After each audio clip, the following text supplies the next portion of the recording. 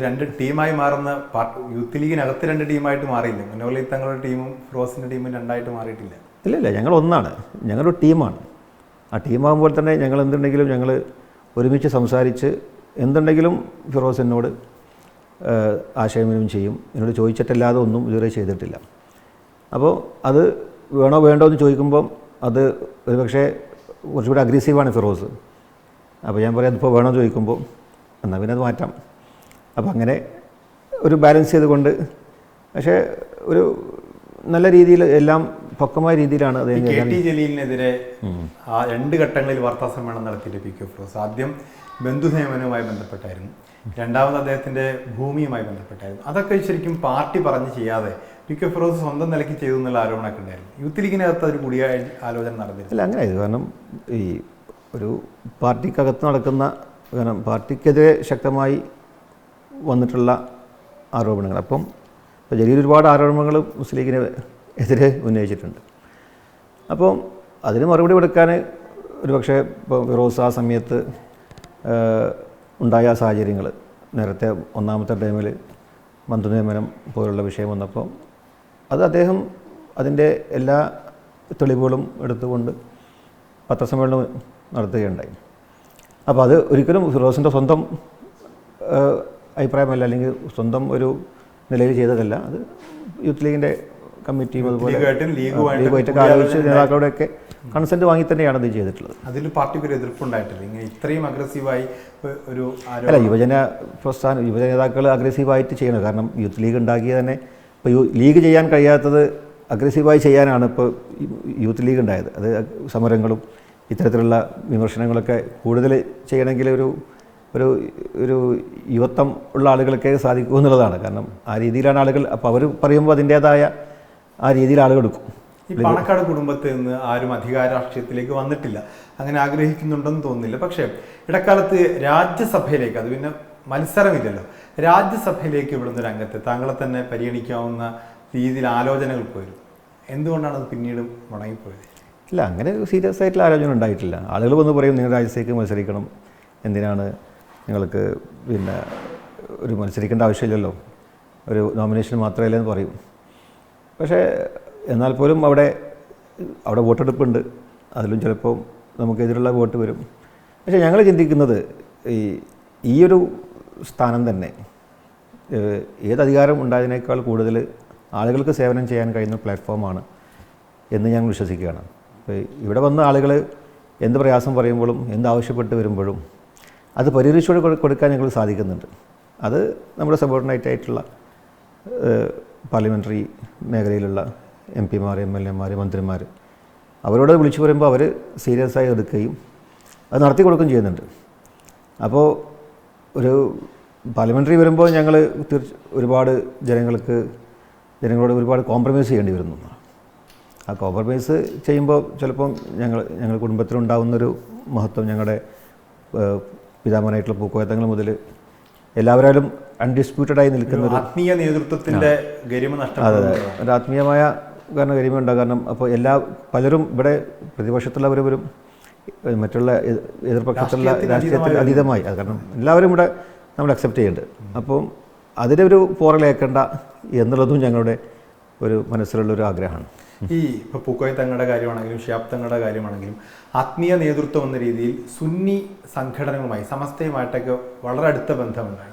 ഈ ഇടക്കാലത്ത് ഇപ്പോൾ ആ സമസ്തയുമായിട്ടുള്ള ബന്ധത്തിൽ ഈ ആത്മീയ നേതൃത്വത്തിൽ നിൽക്കുമ്പോൾ തന്നെ എന്തെങ്കിലും വിള്ളലുണ്ടായിട്ടുണ്ട്? ഇല്ല, അതൊക്കെ ഒരു ആളുകൾ പറഞ്ഞ് പരത്തുന്ന കാര്യമാണ്.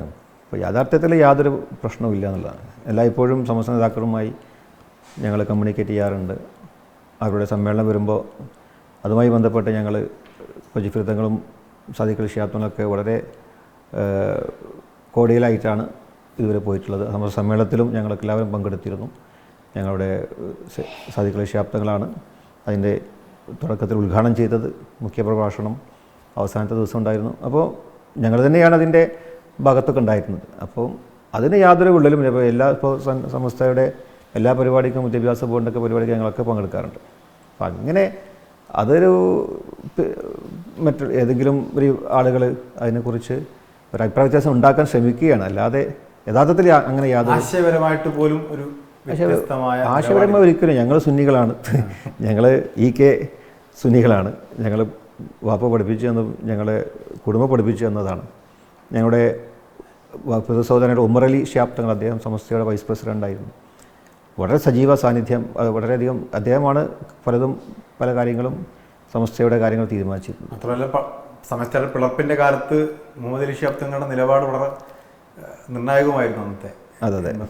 അതെ. അപ്പോൾ ആ ഒരു ബന്ധം ഇപ്പോഴും സൂക്ഷിക്കുന്നുണ്ട് എന്നുള്ളത് തന്നെയാണ്. സമസ്തയുമായി ഞങ്ങളെപ്പോഴും ആ ബന്ധം ഒരിക്കലും കളഞ്ഞിട്ടില്ല. ഇപ്പോഴും നമ്മൾ കമ്മ്യൂണിക്കേഷൻ ഉണ്ട്. യാതൊരു അഭിപ്രായ വ്യത്യാസമില്ല. ഇപ്പോൾ സാദിഖ് അലി ശിഹാബ് തങ്ങൾ വിളിച്ച ഇഫ്താർ വിരുദ്ധ സമസ്തയുടെ നേതാക്കന്മാർ വന്നിരുന്നു. അതുപോലെ എല്ലാം അങ്ങനെ ഒരുമിച്ചിരിക്കുമ്പോൾ എന്ത് ആവശ്യമുണ്ടെങ്കിലും ഞങ്ങൾ സംസാരിക്കാറുണ്ട്, കമ്മ്യൂണിക്കേറ്റ് ചെയ്യാറുണ്ട്. ഈ ഇഫ്താർ വിരുന്ന് പറഞ്ഞുകൊണ്ട് ഇഫ്താർ വിരുന്നുകൾ മാത്രമല്ല, ഒരു സമുദായ നേതാവ് എന്ന രീതിയിൽ, പാർട്ടിയുടെ നേതാവ് എന്ന രീതിയിൽ ഈ സമുദായത്തിനകത്ത് നിന്നുള്ള വ്യത്യസ്ത സംഘടനകളുമായി സഹകരിക്കേണ്ടി വരും. പ്രത്യേകിച്ച് മുസ്ലിം ലീഗിൻ്റെ നേതാക്കന്മാർ, ഇപ്പോൾ യൂത്ത് ലീഗിൻ്റെ അധ്യക്ഷ രീതിയിലൊക്കെ ജമാഅത്തെ ഇസ്ലാമിയുടെ പരിപാടിയിൽ പോകേണ്ടി വരുന്നു, മുജാഹിദ് വിഭാഗങ്ങളുടെ പരിപാടിയിൽ പോകേണ്ടി വരും. കാരണം മുസ്ലിം സമുദായത്തിൻ്റെ പ്രശ്നങ്ങൾ അല്ലെങ്കിൽ അവരുടെ വേദിയാണ്. ഇത് സമസ്തയിലൊരു വിഭാഗം മനസ്സിലാക്കുന്നില്ല എന്ന് തോന്നിയിട്ട് അല്ല.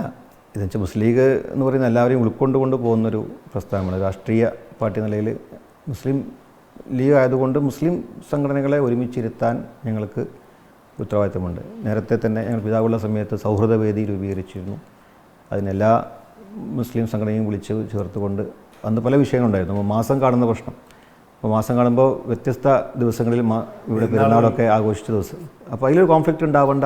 അപ്പോൾ പൊതുകാര്യങ്ങളിൽ നമുക്ക് ഒരുമിച്ച് നിൽക്കാം എന്നുള്ള രീതിയിലാണ് അതിനെയൊക്കെ ഞങ്ങൾ കണ്ടിട്ടുള്ളത്. ഇപ്പോൾ ഒന്നുകൂടിയും പിന്നെ കാര്യങ്ങൾ രൂക്ഷമായി. ഇപ്പോൾ മുസ്ലിങ്ങൾ അനുഭവിക്കുന്ന ഒരുപാട് പ്രശ്നങ്ങൾ, പൗരത്വ ഭേദഗതി ബില്ല് മുതൽ വഖഫ് ബില്ല് മുതൽ, അതുപോലെ ഇപ്പം കേന്ദ്രഭരണത്തിൽ നിന്ന് വരുന്ന ഒരുപാട് ഈ ന്യൂനപക്ഷങ്ങൾക്കെതിരായി വരുന്ന ഒരുപാട് വിഷയങ്ങൾ. അപ്പോൾ അതിൽ ഒന്നുകൂടി ശക്തമായി നമ്മൾക്ക് ഒന്നിച്ച് നിൽക്കാനും, അതിൽ വൈകാരികമായി അല്ല ഇടപെടേണ്ടത്, അതിൽ കൂടുതൽ വ്യക്തതയോടുകൂടി വലിയ മെച്യൂരിറ്റിയോടു കൂടി ഇടപെടുകയും അതിനുള്ള നിയമപരമായ പോരാട്ടവും അത് ആശയപരമായ പോരാട്ടവും നടത്തുക എന്നുള്ളതാണ്. അപ്പോൾ അതിന് ഞങ്ങൾ ഒന്നിച്ചിരുന്ന് എന്ത് ചെയ്യണമെന്നതിനെക്കുറിച്ചാണ് ഇത്തരത്തിലുള്ള ഈ ഒരു കൂടിച്ചേരലുകളൊക്കെ ഞങ്ങൾ ഉണ്ടാക്കിയിട്ടുള്ളത്. പക്ഷെ അതിലൊരു കോൺഫ്ലിക്റ്റ് വരാൻ സാധ്യത സമസ്തയുടെ മുഷാവറയുടെ ഒരു തീരുമാനമുണ്ട്. ഇത്തരത്തിലുള്ള വിധേയ പ്രസ്ഥാനങ്ങളുടെ പരിപാടികൾക്ക് സമസ്തയുമായി ബന്ധപ്പെട്ടവർ പങ്കെടുക്കരുത് എന്നുള്ളത്.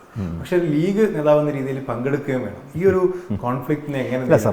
സമസ്ത അത് ഒരു മതസംഘടനയാണ്. അപ്പോൾ സമസ്തക്ക് അത് പറയാം, അവരുടേതായ ഐഡിയോളജിക്ക് കോൺഫ്ലിക്റ്റ് ഉണ്ട്, അതുകൊണ്ട് അവരുടെ എതിർപ്പിനെ കുറിച്ച് പറയാം. പക്ഷേ ഞാൻ നേരത്തെ പറഞ്ഞല്ലോ, ഇതൊരു പൊതുവായ ഒരു കാര്യത്തിൽ ഒരു പക്ഷേ നമ്മൾക്ക് വ്യത്യസ്തമായ നിലപാടെടുക്കേണ്ടി വരും. അപ്പോൾ അതിൽ ഇപ്പോൾ മുസ്ലിം ലീഗ് എല്ലാവരെയും ഈ ഒരു സമയത്ത് ഉൾക്കൊണ്ടു പോവുക, മൊത്തമായും വരുന്ന ഒരു ആക്രമണം ഉണ്ടാകുമ്പോൾ അതിനെതിരെ ഒരുമിച്ച് നിൽക്കുക എന്നുള്ള ഒരു ധാർമ്മികപരമായ ബോധമാണ് ഞങ്ങൾ ഇങ്ങനെയൊക്കെയുള്ള ഒരു കൂടിച്ചേരലുകളും സംവാദങ്ങളൊക്കെ ഉണ്ടായി. സമസ്തയുടെ അധ്യക്ഷൻ തന്നെ പറഞ്ഞു, ആശയപരമായി വിയോജിപ്പുകൾ ഉണ്ടെങ്കിലും പൊതുവായ പ്രശ്നങ്ങൾ അത് അദ്ദേഹം തന്നെ തിരുത്തിയിട്ടുണ്ട്, വിരുദ്ധങ്ങൾ തന്നെ തിരുത്തിയിട്ടുണ്ട്. അപ്പോൾ പൊതുവായ രീതിയിൽ നമുക്ക് ഇരിക്കുന്നതുകൊണ്ട് പ്രശ്നമില്ല എന്നുള്ളത് ഇപ്പോൾ എല്ലാവരും അംഗീകരിക്കപ്പെടുന്നതാണ്. ഇപ്പോൾ വെറുതെ ഒരു മുസ്ലിം ചില ആശയപരമായ വ്യത്യാസം കൊണ്ട് അവിടെ എല്ലാ രീതിയിലും ഇവിടെ വിഘടിച്ച് നിൽക്കണമെന്നില്ല. ചില കാര്യങ്ങളൊക്കെ നമുക്ക് സമ്മതിക്കാൻ കഴിയണമെന്നുള്ളതാണ് ഈ കാലത്ത് എല്ലാവരും ആഗ്രഹിക്കുന്നത്. രാഷ്ട്രീയ വേദികളിൽ ജമാഅത്തെ ഇസ്ലാമിയുമായിട്ടുള്ള ബന്ധമാണല്ലോ ഏറ്റവും ചർച്ചയായിക്കൊണ്ടിരിക്കുന്നത്. അതും ഈ അർത്ഥത്തിൽ ഒന്നിച്ചിരിക്കാവുന്നത് തന്നെയാണ്. ജമാഅത്തെ ഇസ്ലാമിയുടെ പിന്തുണയും രാഷ്ട്രീയമായി സ്വീകരിക്കാവുന്നതാണെന്ന് കരുതുന്നു. അതെ, ജമാഅത്തെ ഇസ്ലാമുമായി ഞങ്ങൾ പല നീക്കുപോക്കുകളും രാഷ്ട്രീയപരമായി ഉണ്ടാക്കിയിട്ടുണ്ട്. അത് നേരത്തെ സൂചിപ്പിച്ചതുപോലെ ഇപ്പോൾ കേന്ദ്ര സർക്കാരും അതുപോലെ സംസ്ഥാന സർക്കാരും ഇത് വലിയ രീതിയിലുള്ള ഭീഷണികളാണ് പിന്നെ മുന്നിക്കൊണ്ടിരിക്കുന്നത് ന്യൂനപക്ഷങ്ങൾക്കെതിരെ. അപ്പം അതിനെ ചെറുത്ത് നിൽക്കാൻ ഈ നേരത്തെ പറഞ്ഞതുപോലെയുള്ള ഒരു കോർഡിനേഷൻ ആവശ്യമാണെന്നതുകൊണ്ട് തന്നെ ഇപ്പോൾ ജമാഅത്ത് ഇസ്ലാമി നേരത്തെ അവർ ജനാധിപത്യ അതിലേക്ക് വന്നു. അപ്പോൾ ജനാധിപത്യപരമായി